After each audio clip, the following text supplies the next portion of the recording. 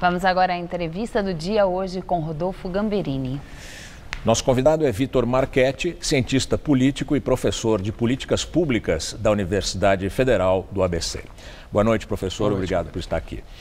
Professor, o governo Temer tem no Congresso uma maioria que praticamente nenhum governo anterior a ele, desde a Constituição de 88, teve.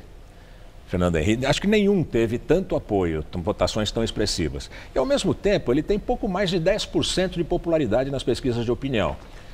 Por que essa diferença entre o apoio parlamentar e o apoio popular? Em condições normais, um presidente da República tem muitos instrumentos, vamos dizer assim, para estimular a cooperação do parlamento. No caso do governo Temer, isso aconteceu com o Fernando Henrique, isso aconteceu com o Lula, Dilma é vista como uma pessoa que gerenciou mal esses mecanismos e deu no que deu. E no governo Temer a gente tem uma conjunção realmente interessante, porque ele tem um apoio do parlamento, que é de fato um apoio estrondoso, conseguiu agora recentemente, avassalador. Fez a presidência da Câmara, fez a presidência do Senado com muita facilidade, tem conseguido passar todas as suas indicações para ministros do STF, a troca de ministério. Não importa muito o currículo de quem quer que seja. Com polêmicas bastante agudas. Alguns denunciados. Vamos pegar o caso do Alexandre de Moraes, quer dizer, foram semanas de muita polêmica, e ainda assim a própria questão do Moreira Franco, quando ganha foro. Agora do Eliseu Padilha. Do Eliseu Padilha, e a despeito dessas polêmicas todas, ele tem conseguido emplacar com muita tranquilidade no parlamento esses nomes todos e emplacado uma agenda. Sim, mas isso não é uma genialidade do presidente Temer, a gente não pode imaginar isso na política. Exato. Ele deve ter alguma força por trás dele. Eu trabalho com a hipótese, Gamberini, de que assim, nós temos hoje duas agendas que me parece que são agendas que estão dando a liga para essa coalizão parlamentar. A primeira delas é a agenda que eu diria a agenda do mercado, a agenda dos agentes econômicos. Do mercado financeiro. Do mercado financeiro especialmente. Quer dizer, você pega a equipe econômica que o governo Temer conseguiu montar. Os banqueiros estão unidos. É uma equipe econômica das mais coesas que a gente já teve na história de 88 para cá, quer dizer, pegando vários setores, BNDES, os bancos públicos, Fazenda, Banco Central, quer dizer, é uma estrutura, um núcleo duro de economia, de política macroeconômica, que tem dado o tom da vontade desses agentes econômicos. Do ponto de vista político, tem uma outra agenda, que é a agenda, para usar a expressão, do estancar a sangria, claro. Que me parece que é uma agenda... Frase do Jucá, frase do Jucá, vamos estancar a sangria. Essa agenda é uma agenda que tem uma adesão muito forte com os parlamentares, porque... Salve-se quem puder. Se nós pegarmos as delações e os desdobramentos dessas delações, estão todos nesse barco. Então, me parece que, do ponto de vista parlamentar, essa reunião do poder dos agentes econômicos, principalmente dos agentes financeiros, com essa agenda mais interna, essa agenda mais insulada dentro do parlamento, ele consegue apoio dentro do Congresso. Mas, ao mesmo tempo, esse núcleo duro que representa o mercado financeiro, que está no poder da economia no Brasil, tem interesses também nas decisões do Congresso, porque está aprovando as reformas como se fosse água com açúcar. Perfeito. Me parece que o acordo passa um pouco por aí. Quer dizer, você põe agendas que são extremamente impopulares. Não é à toa que o presidente Temer tem dito reiteradamente que ele não se preocupa com a questão da popularidade, que ele vai aprovar agendas impopulares, porque é necessário para o país. Eu já ouvi ministros dizendo, olha, precisamos fazer reformas, é como tomar uma injeção, é muito dolorido, mas é necessário. Quer dizer, me parece que o argumento é exatamente fazer os interesses dessa agenda do mercado, aprovar essa agenda que é extremamente impopular, tira direitos do trabalhador, tira dinheiro do trabalhador, vamos pegar tira a aposentadoria. Da Previdência, da reforma trabalhista, que são as próximas duas agendas, quer dizer, o primeiro semestre vai estar marcado por essas duas agendas que são extremamente impopulares. Vai mexer em questões muito sensíveis.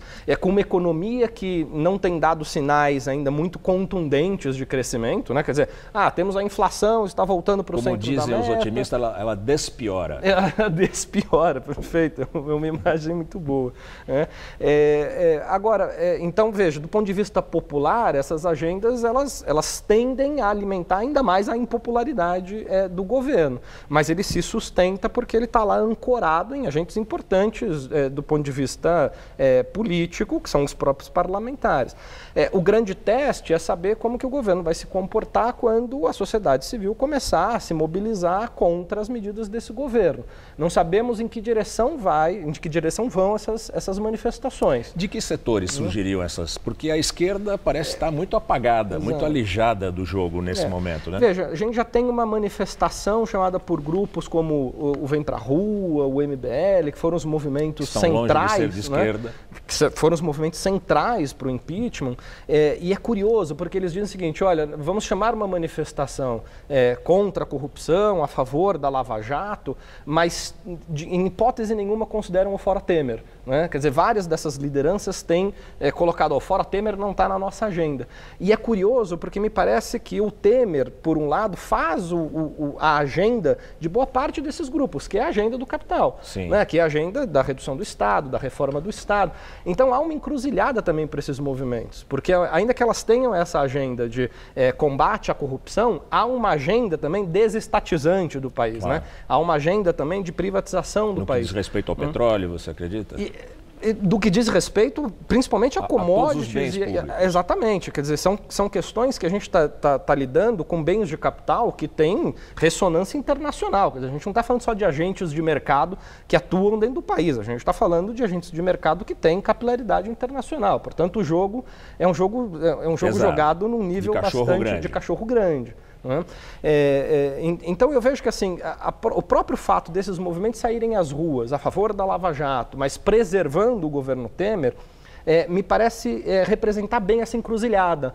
Ao mesmo tempo que eles carregavam uma bandeira contra a corrupção, de moralizar a política brasileira, eles apoiam a agenda que atualmente esse governo, que está estancando a sangria, está tocando. Então, esse é o paradoxo que me parece que a gente vai enfrentar aí no ano de 2017. Você falou do ano de 2017. Como é que nós vamos chegar a 2018? Tendo esse panorama agora, como ele deve evoluir até 2018? Olha, eu acho que uma das marcas aí, piores do cenário brasileiro é o nível de incerteza que as coisas tomaram por aqui. Se nós olhássemos para a política brasileira 10 anos atrás, a gente conseguia fazer algumas apostas com um pouco mais de segurança do ponto de vista eleitoral. A gente teve de 94 até 2014... PT e PSDB dominando bastante o mercado eleitoral. Os dois se apoiando no PMDB.